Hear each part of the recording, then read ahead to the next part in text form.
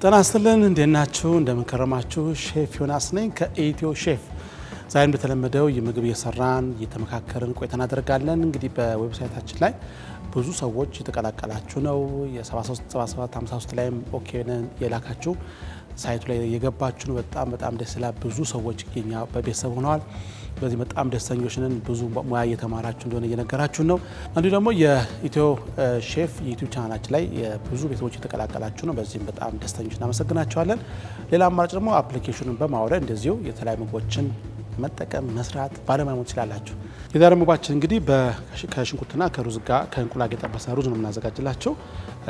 ኤግ ፍራይድ ራይስ ይባላል። በዛ እንግዲህ አሰራሩን ትመለከታላችሁ ማለት ነው። ግብአቶቹን ካሳዩዋችሁ ካስተዋውቋችሁ በኋላ እንግዲህ ቀጥታ ወደ መጥበሻ ሄደን እንዴት እንደምንሰራ ትመለከታላችሁ ማለት ነው። ግብአቶቹን እንግዲህ ላስተዋውቃችሁ። የመጀመሪያ ግብአታችን የሚሆነው በርከት ያለ ቀይ ሽንኩርት በረጅሙ የተከተፈ ያስፈልገናል። የአበሻ እንቁላል እንጠቀማለን። 4 ወይ 5 እንቁላል እንጠቀማለን። የአበሻ እንቁላል እንጠቀማለን። አንዱ ደግሞ የተቀቀለ ሩዝ ያስፈልገናል። ነጭ ሽንኩርት እንጠቀማለን። ጨውና ቁንዶ በርበሬ፣ እነዚህ ለጣዕም እንጨምራቸው ግብአቶች ናቸው። ይህም ተጠቅመን እንግዲህ ዛሬ ቆንጆ ለራት የሚሆን ሩዝ እናዘጋጃለን ማለት ነው። ቀጥታ ወደ መጥበሻ እንሄዳለን። ተከታተሉ፣ የትም እንዳትሄዱ። ኢትዮ ሼፍ የምትማሩበት ቆንጆ ሳይት። ወደ አሰራር እንገባለን። መጥበሻ 3 ሾርባ ማንኪያ ዘይት እንጨምራለን። ዘይቱ ትንሽ ከጋለ በኋላ መጀመሪያ ስራችን የሚሆነው ቀይ ሽንኩርቱን ጨምረን ቀላ እስኪ ድረስ እናበስለዋለን። ካበሰልን በኋላ ወደ ነጭ ሽንኩርቱ ነው የምንሄደው ማለት ነው። አሁን ዘይቱ ትንሽ ሞቅ ብሎኛል፣ አግሏል። ሽንኩርት በጣም በዛ ይላል ዛሬ የምንሰራበት የምግብ አሰራር። ዋና ግብአቶቹ እንግዲህ ቀይ ሽንኩርት፣ ሩዝና እንቁላል ስለሆኑ የበዛ እናደርገዋለን።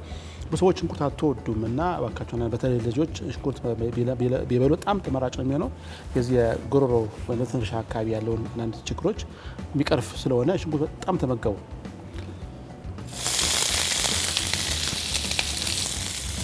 ሽንኩርት ዛሬ በዛ ይላል። 2 ከፍ ያለ ሽንኩርት የከተፍኩት የጠለግ እስኪል ድረስ አበስለዋለሁ ማለት ነው። እሺ ቤተሰቦቻችን እንደምትመለከቱት ሽንኩርቱ ቆንጆ ነው። በዚህ መልክ ከበሰለ በኋላ ነጭ ሽንኩርት እናደርጋለን። ጨው እናደርጋለን። ቁንዶ በርበሬ ታደርጋላችሁ። ከዛ በኋላ ትንሽ ቀይ ሽንኩርቱና ነጭ ሽንኩርቱ እንደዚህ ከተዋሃደ በኋላ ብዙም ሰዓት ለመቆየት የለበትም። ከቁድ ያለ ሳህን ታዘጋጃላችሁ። እዛ ላይ ሽንኩርት ይገለበጣል። ሌላ መጥበሻ እንጥድና ደግሞ እኛ ወጦቻችንን እናርቀዋለን። እንቁላሉን የአበሻ እንቁላሉን አነስ ያሉ ሰው ወደ 6 ተጠቀሚያ፣ ከፍ ያለ ከሆነ 5 በቂያችሁ ነው። ውስጥ እንግዲህ እንቁላላችን እንሰብራለን።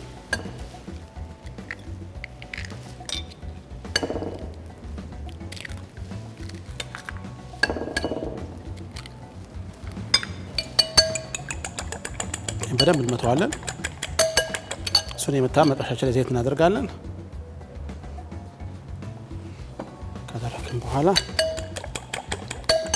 ጨው፣ ቁንዶ በርበሬ ግን በደንብ ይመታ።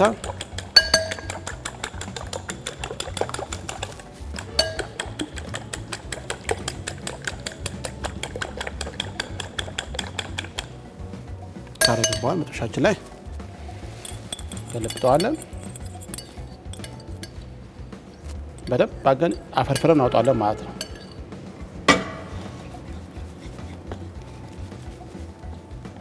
የተማሰለ እንቁላሉ ይፈረፈራል።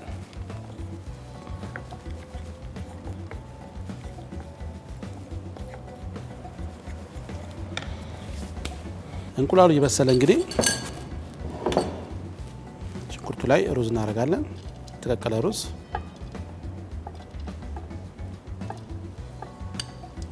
ታደርጋላችሁ። ግን ሁሌ እንደምነግራችሁ ሩዝ በመቀቀሉበት ሰዓት መረቅ መጠቀም በጣም ቆንጆ ነው። መረቁ ላይ ደግሞ ቅጠላቅጠሎች እንደ ባሮ ሽንኩርት፣ ላውሮ ቅጠል፣ ቀረፋ፣ ድፍን ነጭ ሽንኩርት፣ ድፍን ደረቅ ሎሚ አድርጋችሁ ቀቅሉ። ሩዙ ጥሩ ቃሪያ ያገኛል። እንቁላሉ እየተፈረፈረ ነው ያለው።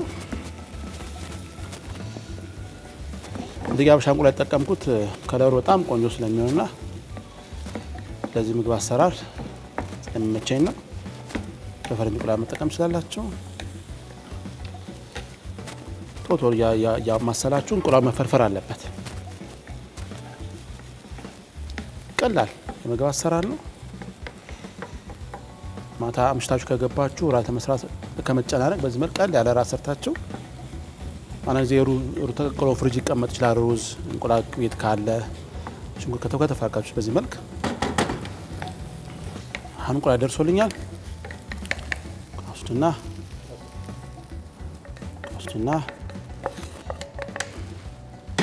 ተገለብጣለሁ።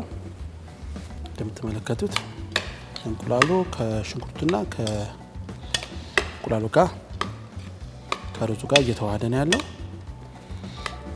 በጣም ቀላል ብዙ ደቂቃ የማይወስድ ለራት አማራጭ የሆነ ምግብ አሰራር ነው። ስለዚህ እናንተ እንግዲህ የተፈጨ ስጋ ከእንቁላሉ ጋር አብራችሁ መጥበስ ትችላላችሁ። ተጠብሶ ወይ ተቀቅሎ ቤት ፍሪጅ የተቀመጠ ዶሮ ስጋ ካለ መጠቀም ይቻላል። ቀላው መጨመር መቀየር ከፈለጋችሁ ቲማቲም ማድረግ ትችላላችሁ። እኛ ቀላው መንገናታኝ እናንተ ራሳችሁ እንግዲህ ፈጠራ መጨመር ትችላላችሁ ማለት ነው። እንግዲህ በዚህ መልክ አዘጋጀው ነው ሩዝ እንግዲህ በማቅረቢያ ሳለ ገልብጬ ዛሬ እንግዶችን ጋብዛችኋለሁ። ከኔ ጋር ሆኖ አሰራሩን ከፈለጋችሁ ዌብሳይታችን ማየት ብቻ ነው። አዲስ ምግብ ደግሞ ለእናንተ ደስ ከፈለጋችሁ ዩቲዩብ ቻናላችንን ሰብስክራይብ ማድረግ የደወል ምልክቱን መጫን ብቻ ምን ይጠበቅባችሁ። ሌላው አፕሊኬሽናችንን በማውረድ ኢትዮ ሼፍ አፕሊኬሽን ከአፕ ስቶር ወይ ደግሞ ከጉግል ፕሌይ ላይ በማውረድ መገገስ ያላችሁ ማለት ነው። ሼፍ ዮናስ ነበርኩኝ። ቀጥታ እንግዲህ ወደ ሳህናችን ገልብጠን አቃርበን አሳያችኋለሁ። ከዛ በኋላ መመገብ ብቻ ነው። የትም አትሄዱ።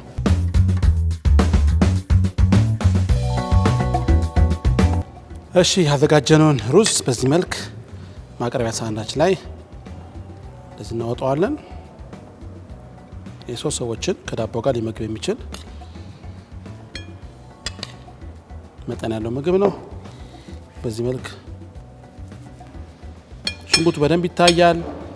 እንቁላሉ አለ፣ ነጭ ሽንኩርት አለው። በጣም ቆንጆ ለማሳመር የደቀቀ ፐርስሊ ቅጠል ያው ላይ ዙሪያውን አድርጋቸው በዚህ መልክ አረንጓዴ ሲሆን የምግቡን ፍሬሽነስ ወይ ደግሞ እንግዲህ የሩዝ አሰራራችን አቃርቦ ይመስላል። እናንተ ቤታችሁ ባሉ ግብአቶች በተራረፉ ግብአቶች የሚዘጋጅ ምግብ ነው። አንድ ለወጥ ያለ ከሶስት ጋር ከመስ ለወጥ ያለ የሩዝ አሰራር ስለሆነ ተመልከቱ፣ ተጠቀሙበት። እንግዲህ ለዛሬ ያበቃው አሰራሩ እንደተለመደው ከሳይታችን ላይ ማግኘት ትችላላችሁ። ዩቲዩብ ቻናላችን ቤተሰቡን ተቀላቀሉን። ለዛሬ በዚህ ሰናበታችኋለሁ። በሌላ ጊዜ ደግሞ ሌላ ምግብ ይቀርባለሁ። እስከዛው ድረስ እንግዲህ ቸር ያገናኘን። ቻው